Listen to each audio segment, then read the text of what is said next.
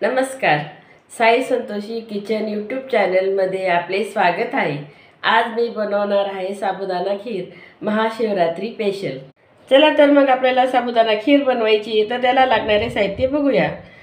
1 वाटी साबुदाणा घेतलेला आहे, छोटा चमचाभर वेलची घेतलेली आहे, साजूक तूप घेतलेले आहे, काजू घेतलेला आहे, बदाम घेतलेले आहे, थोडेसे पिस्ता घेतलेला आहे आणि थोडंसं केसर घेतलेले आहे आणि 1 वाटी साबुदाणा घेतला आहे। तर ही पाऊण वाटी मी साखर घेतलेली आणि अर्धा लिटर हे दूध आहे।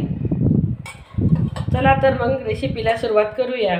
चला तर मी गॅसवर कढई गरम करत ठेवलेली होती। आपल्याला खीर बनवायची आहे, तर कढई आपली गरम झालेली आहे। आता मी जरा ही पाणी टाकून धुवून घेणार आहे। जरा अशा प्रकारे पूर्ण पाणी असं फिरून घ्यायचं। मी पाण्याने कढई आपली धुवून घेतलेली आहे। आता मी त्याच्यात दूध टाकणार आहे गरम करायला, कारण की आपल्याला दुधामध्येच खीर बनवायची आहे।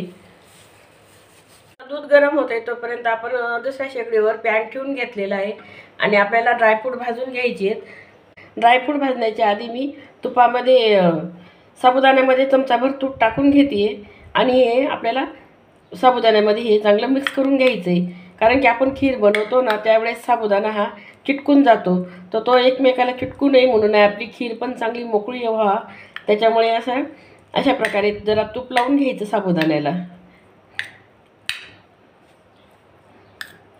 आता हे साईडला ठेवून देते। पॅनमध्ये तूप टाकते मी आता। आपल्याला आता हे तूप गरम झालेले आहे। आता हे ड्रायफ्रूट आपल्याला परतून घ्यायचे आहेत।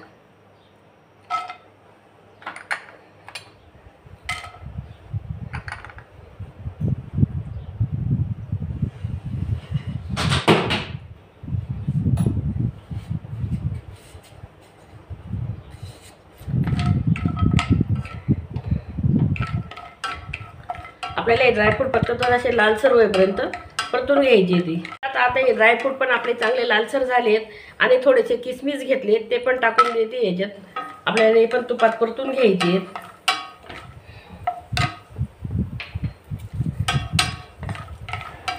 हे बघा, दुधाला पण छान उकळी आलेली आणि दूध पण चांगलं उकळून राहिलेलं आहे। आता आपल्याला उकळत्या दुधामध्ये हा साबुदाणा टाकून घ्यायचा आहे आपल्याला।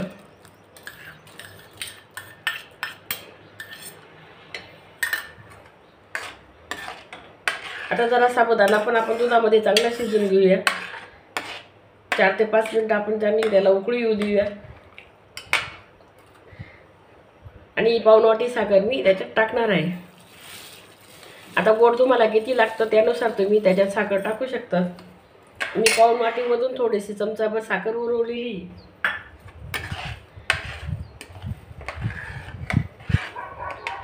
हे बघा, आपली खीर पण चांगली उकळू राहिलेली आहे आणि साबुदाणा पण बघा किती छान शिजला आहे आणि एकदम असा ट्रान्सपरंट दिसायला लागलेला आहे। हे बघा,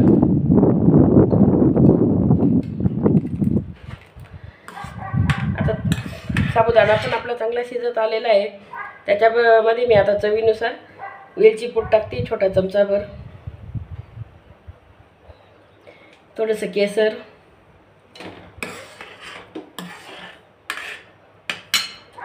थोडंसं किंचितसं जायफळ किसून टाकते, कारण की जायफळला वास आणि चव खूप राहते, त्याच्यामुळे जायफळ हे आपल्याला थोडंसं घालावं लागतं।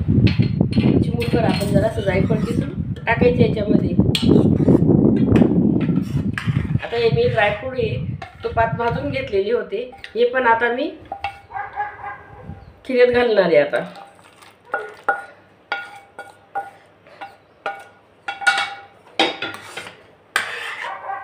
आता हे आपल्याला अजून थोडीशी 4 ते 5 मिनिटं चांगली उकळू देऊ आणि मग आपली ही खीर खाण्यासाठी तयार होईल। तर अशा प्रकारे झटपट होणारी ही खीर खायला खूप छान लागते। आता अशा प्रकारे आपणही करून बघा एकदा। चला तर आपले 4 ते 5 मिनिटं झालेले आहेत आणि आपली ही साबुदाणा खीर पण बघा खूप छान झालेली आहे, एकदम घट्टसर। आणि आपल्याला घट्ट होण्यासाठी आपण काहीच टाकलं नाही तरीसुद्धा ती एकदम छान रबडीसारखी आपली ही खीर झालेली आहे। बघा, आता आपली ही खीर खाण्यासाठी तयार आहे। चला तर मग आपली साबुदाणा खीर खाण्यासाठी तयार झाली आहे। तर अशाच नवीन रेसिपी बघण्यासाठी माझ्या साई संतोषी किचन यूट्यूब चॅनलला लाईक करा, शेअर करा, सबस्क्राईब करा आणि बेल आयकॉनच्या बटनला क्लिक करा. धन्यवाद.